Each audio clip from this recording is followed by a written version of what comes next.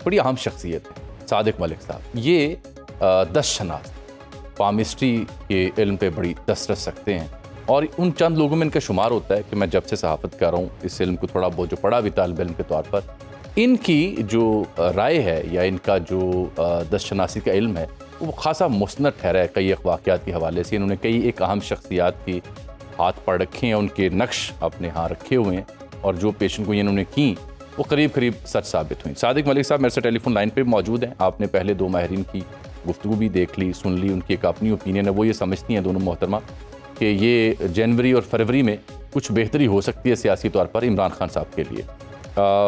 فوری طور پر 2025 میں حکومت کو بڑا خطرہ بھی نہیں دیکھ رہے, البتہ عالمی طور پر یہ جنگ و جدل اور وباؤں کو ضرور پیشن گوئی میں لے کے آ رہے ہیں. صادق صاحب خوش آمدید, کہیے کیسے مزاج ہیں جناب, آپ کی خیریت سے ہیں؟ الحمدللہ. وعلیکم السلام ورحمۃ اللہ وبرکاتہ. کیسے ہیں آپ؟ الحمدللہ. صادق صاحب مجھے یاد پڑتا ہے آپ نے خان صاحب کا بھی ہاتھ پڑھ رکھا ہے, تو لوگ اکثر سوال اب یہ کرتے ہیں ایسے علوم سے وابستہ شخصیات سے کہ جناب ہون کی بنے گا 2025. تو خان صاحب کا اگر ہم 2025 جب آ رہا ہے, ہم 2024 کو خدا حافظ تقریباً کہہ چکے, تو کہاں دیکھتے ہیں آپ انہیں 2025 میں؟ جب ہم 2025 کی بات کرتے ہیں تو عمر کے جس حصے میں خان صاحب ہیں, جو مقدر کی لکیر بکھری ہوئی تھی, وہ لفظ استعمال کریں گے کہ ان کے ہاتھ پر لکیریں موٹی اور ہتھیلی گہری ہے, جو اس بات کو ظاہر کرتی ہے کہ ان کی کام 90 دن کی بجائے 120 دن میں ہوتے ہیں. ٹھیک. جس طرح سے خبریں گرم آ رہی ہیں, خبریں گرم آنے کے بعد لوگوں نے اپنی سڈن رائے چینج کرنا شروع کر دی ہے. تو میں اپنی جگہ پہ کھڑا ہوں کہ ان کو ٹرمپ کو جو پاپولر ووٹ پڑا یہ اس کا نصیب تھا کہ خان صاحب کے نام پر پڑا اور اس میں کوئی دوسری رائے نہیں. ٹھیک. کیا خان صاحب کے نصیب میں ریشمین باریک لکیریں ہیں کہ اگر کوئی سپورٹ کرے تو اسی وقت سڈن اسی طرح سے ان کا بھی کام ہو جائے جس طرح سے ان کے بہاف پر ان کا کام ہو گیا؟ اچھا. وہ ان کی قسمت تھی. اب ہم جب ان کی قسمت خان صاحب کی ڈسکس کریں گے تو لفظ استعمال کیا جائے گا کہ 90 دن کی بجائے 120 دن میں ہوں گے, لیکن ہو جائیں گے slow and steady wins the race. مطلب میں یہ سمجھوں کہ بہتری اور مثبت اور ان کی باہر آنا 2025 میں ممکن ہے. وہ اپنی شرائط پر آئیں گے, 2026 بھی آ جائے تو وہ اپنی شرائط پر آئیں گے, کسی کی شرائط پر نہیں آئیں گے, لفظ استعمال کریں گے. بالکل ٹھیک. دوبارہ اقتدار کا ہما ان کے سر بیٹھ سکتا ہے؟ جب لفظ دوبارہ اقتدار کرتے ہیں تو ہم 2025 کر رہے ہیں. جب نئے پرائم منسٹر آئیں گے تو میں پھر بتاؤں گا کہ کون بنے گا پرائم منسٹر. ٹھیک. تو یہ جو موجودہ سیٹ اپ ہے, موجودہ سرکار ہے, شہباز سرکار, یہ تو 2029 تک چاہتے ہیں کہ سسٹم ہمارا چلے, تو ان کی کنٹینیوٹی آپ دیکھ رہے ہیں یا حسب معمول جو پاکستان میں رواج رہا ہے 2-2.5 سال بعد حکومت بدل جاتی ہے کہ میں اپنا ایک بیانیہ ساتھ لے کر چلتا ہوں. 2018 میں اپنا بیانیہ ساتھ لے کر چلا تھا کہ ایک ایسا مخلوط معاشرہ مارز وجود میں آنے جا رہا ہے جو غیر قبائلی اور غیر لسانی تو ہوگا لیکن غیر مذہبی نہیں ہوگا, اور مڈل کلاس ختم ہو جائے گی. اب سرویز کے مطابق پاکستان میں 80% مڈل کلاس ختم ہو چکے. 2025 کا میرا بیانیہ یہ ہے کہ اب یہ جو ایک ٹرائیکا بنا ہوا ہے, اوپر پالیٹیشین, رائٹ میں لیفٹ ونگ پہ بیوروکریسی اور اس کونے میں بیٹھا ہوا ٹھیکیدار, ان تینوں کی منوپلی سے بیرون ملک سے جو فنڈنگ آتی تھی, جو قرضے لیے جاتے تھے, اور ہمارے ٹیکس کے پیسوں سے صاحب اور حکمران یہ سارے مل کر اس طرح سے جو پلان کرتے تھے, وہ ساری پلاننگ بیوروکریسی کو دی جاتی تھی. بیوروکریسی ٹھیکیدار کو لائن اپ کرتا تھا, اور ٹھیکیدار جو ہے وہ اسکیمیں بنا کر اس طرح سے چلتے تھے کہ اوپر والے کو 20-25 پیسے مل گئے, بیوروکریسی کو 20-25 پیسے مل گئے, 20-25 پیسے ٹھیکیدار نے کھا لیے, اور گراؤنڈ پہ جو کام ہوتا تھا وہ 20 پیسے کا ہوتا تھا. اب ایسا نہیں ہوگا. اچھا, یہ تو اچھی بات ہے. مخلوط معاشرہ مارز وجود میں آ چکا, اور سوشل میڈیا اپنے عروج کی بلندیوں کو چھونے کو جا رہا ہے. اب ہر چیز کا حساب دینا ہوگا. اب وہ حکمران نہیں ہوں گے کہ جب وہ پرائم منسٹر ہاؤس سے نکلتے تھے تو 70 گاڑیاں باہر کھڑی ہوتی تھی کہ ان کا سامان بھی لوڈ کر کے لے کے جانا ہے. اب اس مخلوط معاشرے کا جو پرائم منسٹر ہوگا وہ ترقی یافتہ کی طرح. ملک صاحب یہ تو بتائیں نا, یہ تو آپ نے ایک براڈر تھیسس تو بڑا اچھا دیا, مثبت ہے, ہونا بھی یہ چاہیے. کیا یہ حکومت مدت پوری کرے گی جو ابھی معرض وجود میں آئی ہوئی ہے پچھلے سال سے؟ 2025 کر رہا ہوں جی میں. اچھا.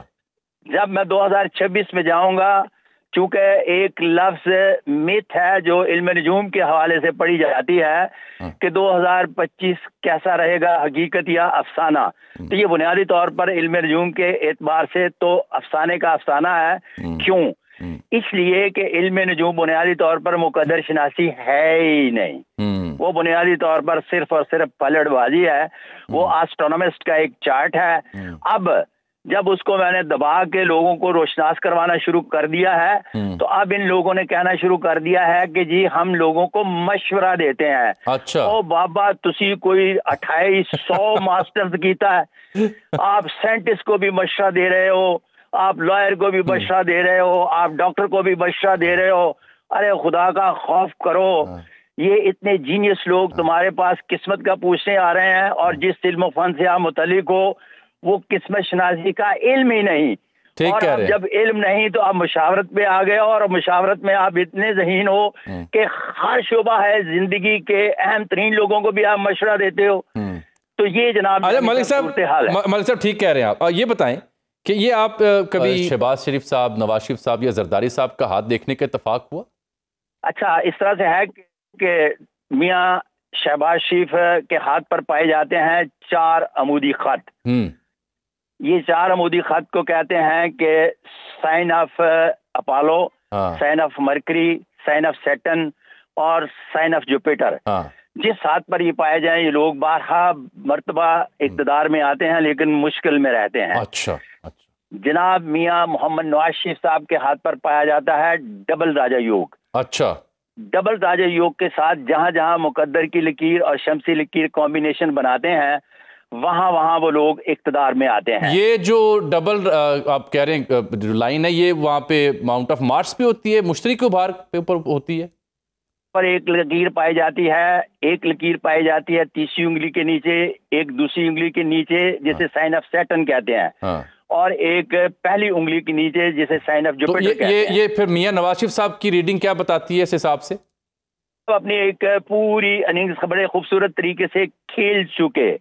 اب اس مخلوط معاشرے میں حکمران بھی اپنی مرضی نہیں کر سکیں گے. 2025 کی سب سے بڑی گڈ نیوز ہے, اب انہیں عوام کی رائے کو اہمیت دینا پڑے گی اور ان کو ساتھ لے کر چلنا پڑے گا. واللہ عالم بالصواب.